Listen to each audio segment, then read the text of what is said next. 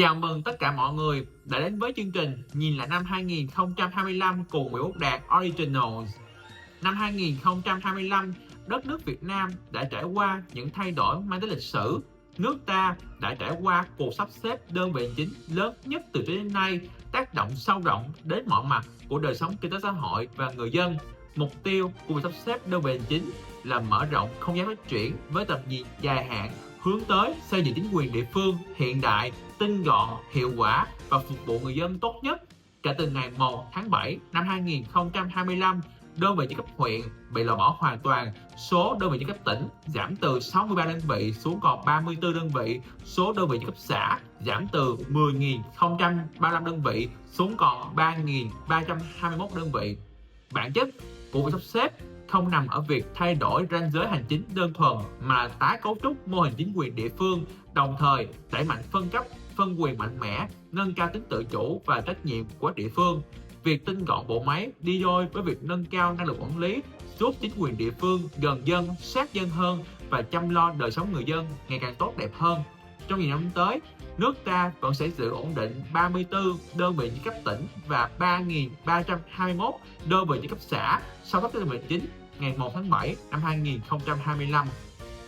Song hành với công cuộc cải cách hành chính mang tầm vóc thời đại, năm 2025 còn khắc sâu trong tâm thức người Việt những rung động thiêng liêng từ hai mốc son chói lọi. Tinh thần dân tộc được kết tinh và thăng hoa rực rỡ qua hai sự kiện trọng đại thường được nhắc đến với tên gọi A50 và A80.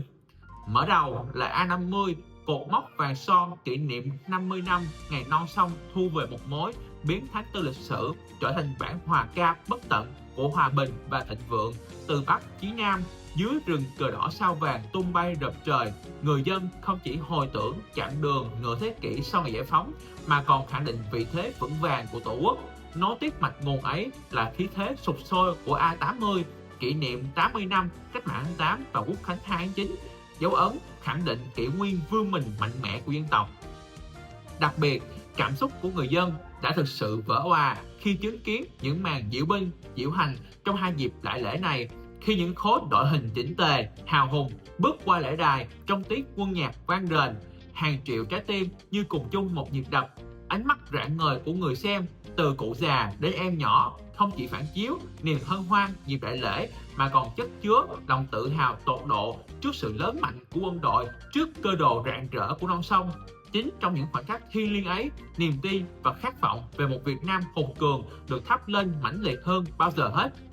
Tiếp nối mạch nguồn cảm xúc dâng trào từ những mốc son lịch sử, điện ảnh Việt Nam năm 2025 cũng góp phần thổi bùng ngọn lửa yêu nước thông qua hai tác phẩm mãnh rộng, đầy ám ảnh và xúc động. Một bộ phim đã tái hiện lại huyền thoại về cuộc chiến đấu kiên cường tại địa đạo Củ Chi, nơi lòng đất tối tăm, ngột ngạt nhưng ý chí con người vẫn rực sáng như mặt trời để giữ vững từng tấc đất quê hương trước bom đạn kẻ thù. Tác phẩm còn lại khắc họa bi tráng 81 ngày đêm khói lửa ác liệt bảo vệ thành cổ Quảng Trị, nơi máu xương các anh hùng đã đổ xuống hòa vào đất mẹ trong cơn mưa bom bão đạn. Những thước phim chân thực về hai địa lịch sử ấy đã chạm đến tận cùng trái tim khán giả, khơi dậy lòng tự hào dân tộc mãnh liệt và lấy nước mắt của hàng triệu người Việt khi chứng kiến sự hy sinh cao cả của thế hệ cha anh.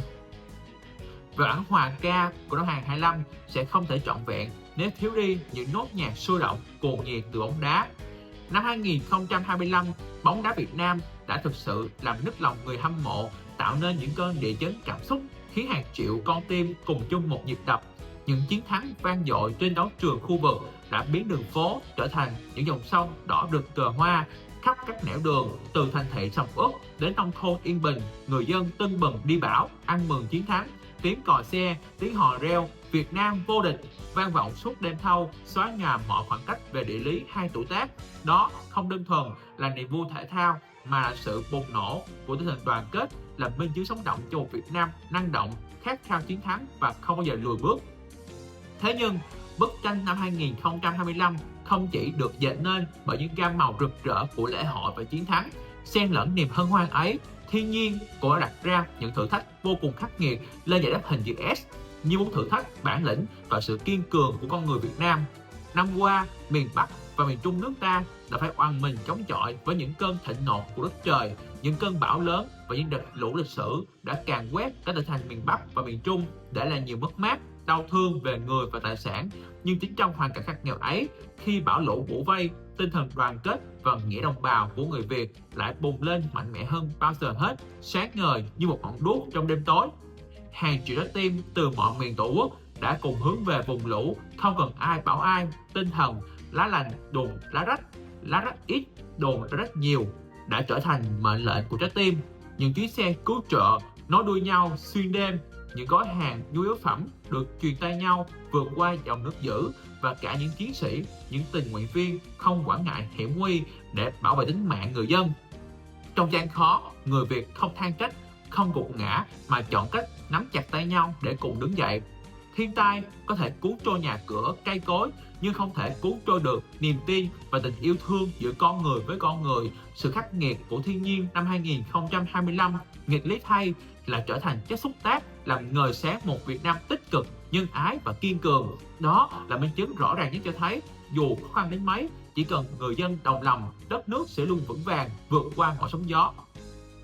Cá nhân tôi cũng cảm nhận rõ rệt sự thay đổi ngay tại nơi tôi sinh ra và lớn lên. Từ ngày 1 tháng 7 năm 2025, quê hương tôi chính thức mang tên gọi mới phường Vũng Tàu, thành phố Hồ Chí Minh.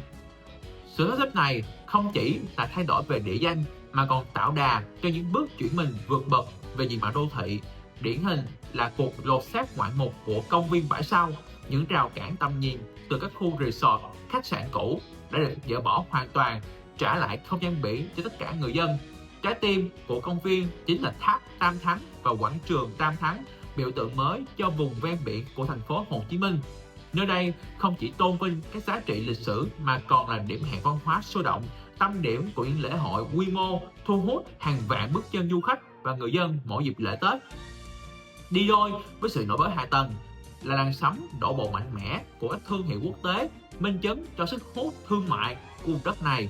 Sự hiện diện của những cái tên đình đám cho ngành F&B và thức ăn nhanh nổi tiếng thế giới để góp phần tô điểm thêm sự năng động cho nhịp sống mới. Và sắp tới đây, sự xuất hiện được mong chờ của gã khổng lồ trong lĩnh vực chuỗi cà phê toàn cầu hứa hẹn sẽ hoàn thiện bức tranh về một Vũng Tàu hiện đại, tiện nghi và hội sâu rộng.